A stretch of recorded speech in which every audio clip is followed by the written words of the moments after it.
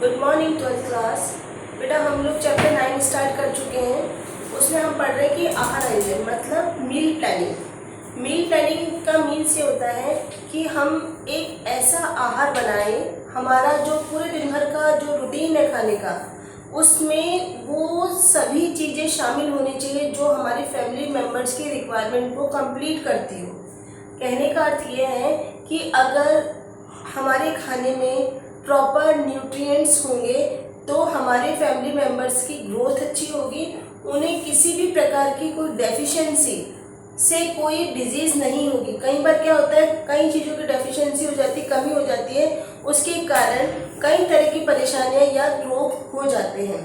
तो बच्चों हमारे घर में अलग अलग तरह के पर्सन है, जैसे कि आपके घर में कोई न्यू बॉर्न बेबी भी हो सकता है, या फिर ऐसे बच्चे हो सकते हैं जिनके 2 से 5 साल है, मतलब वो स्कूल नहीं जा रहे, प्री स्कूल या पूर्व बाल्यावस्था की एज में है वो, या फिर ऐसे बच्चे हो सकते हैं जो स्कूल जा रहे हैं या 10th क्लास तक के हैं, उनकी रिक्वायरमेंट अलग होती है।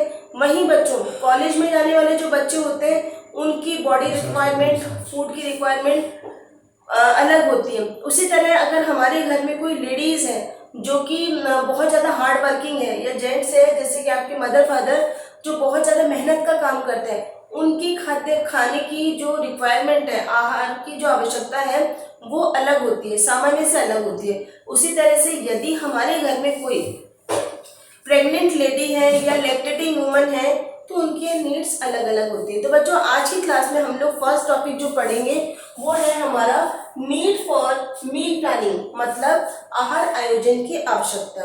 बच्चों आहार आयोजन की आवश्यकता इसलिए होती है क्योंकि जो चीज मैं भी आपको समझा रही थी कि हमारी फैमिली में अलग अलग तरह के व्यक्ति होते हैं जिनकी कार्य क्षमता, मतलब जो अलग अलग तरह के काम करते हैं। आप खुद सोचो कि आपकी फैमिली में कई पर्सन ऐसे होंगे जो सिर्फ बैठे रहने का काम करते हैं, उनकी बॉडी रिक्वायरमेंट्स अलग होती है। जैसे कि आपके दादा दादी, वो लोग इस एज में इतनी मेहनत का काम नहीं करते जितना कि आपके मदर फादर करते हैं। उसी तरह से बच्चों हमारे घर में कई पर्सन ऐसे होते हैं, जैसे काम वाली अगर बाई आती है तो आप सोचो उसको कितना ज़्यादा काम करना पड़ता है, जिसके कारण उसकी जो शारीरिक आवश्यकता है, भोजन की जो शारीरिक आवश्यकता अधिक होती है। बच्चों हमारे घर में आप लोग को जैसे कि अलग अलग पर्सन मिलते हैं, जैसे कि आप लोगों की एज है, आप लोग एडोलेसेंट एज में, किशोरावस्था एक ऐसी अवस्था है जो सबसे नाजुक अवस्था होती है। इस समय हमारी फूड की रिक्वायरमेंट बहुत ज़्यादा बढ़ जाती है। जिस तरह का हमारी बॉडी को रिक्वायर होता है फूड, उस तरह का अगर हम लोग नहीं लेते हैं तो हमारी जो बॉडी है वो मेल न्यूट्रिशन मतलब कुपोषण का शिकार भी हो सकती है। कम समय में चश्मा चढ़ना, या ओवरवेट या अंडरवेट होना, ठीक है, या फिर आपके बालों का प्रॉब्लम हुआ, स्किन का प्रॉब्लम हुआ, ग्रोथ का प्रॉब्लम हुआ, ये सारी प्रॉब्लम हमारे फूड से रिलेटेड होती है।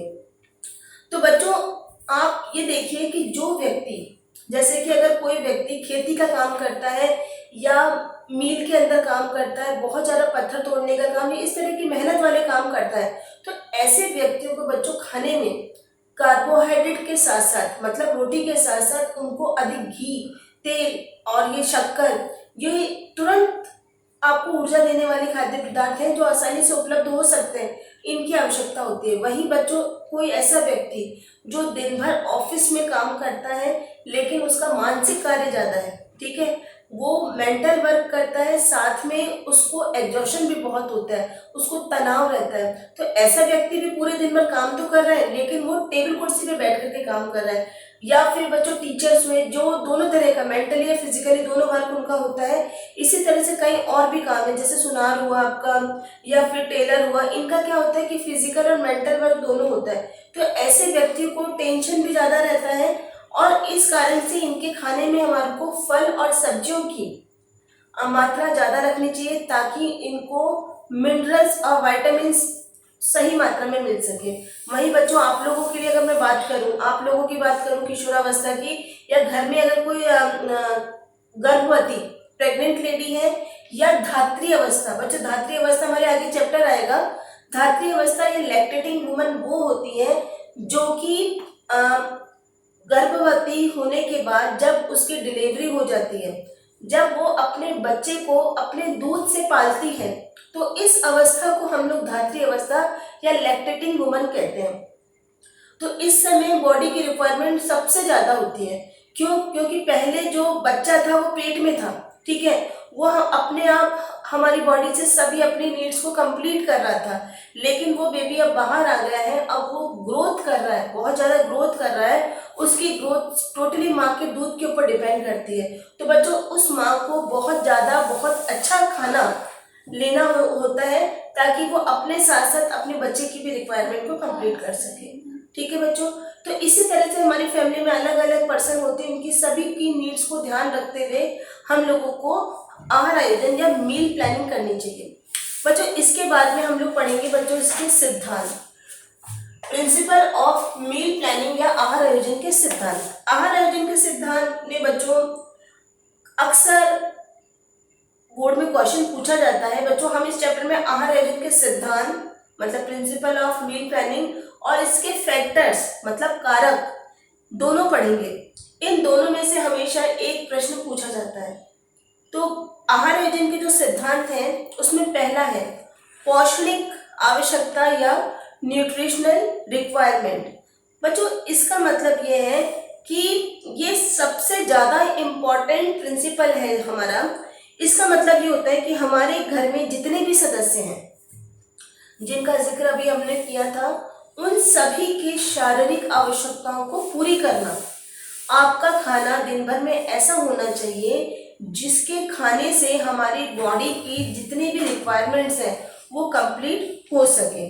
ठीक है, और ये मतलब ज़रूरी नहीं है कि हम सभी चीज़ें नहीं, हमारे कई बार क्या होता है जैसे कि आज आपने दाल खाई, ठीक है, तो हमारे घर में एक दो दिन दाल नहीं बनती, ठीक है, फिर उसके बीच में हमारे और कुछ बन जाता है। तो ये जो चेंजेस होते हैं ये इस तरह से चलते हैं कि हमारी बॉडी को, जैसे आपने ग्रीन लीफी वेजिटेबल खाई है आपने, ठीक है, शाम को दाल पालक खाया या फिर आपने पालक पनीर जो भी आपने खाया, तो आपकी जो रिक्वायरमेंट है वो एक दिन में फुलफिल हो जाती है, 2-3 दिन के आगे तक को मैनेज कर सकते हैं। तो हमारे को थोड़ा बहुत वेरिएशंस डालना चाहिए। तो इसके बाद जो सेकंड प्रिंसिपल है हमारा या सिद्धांत है वो है विविधता।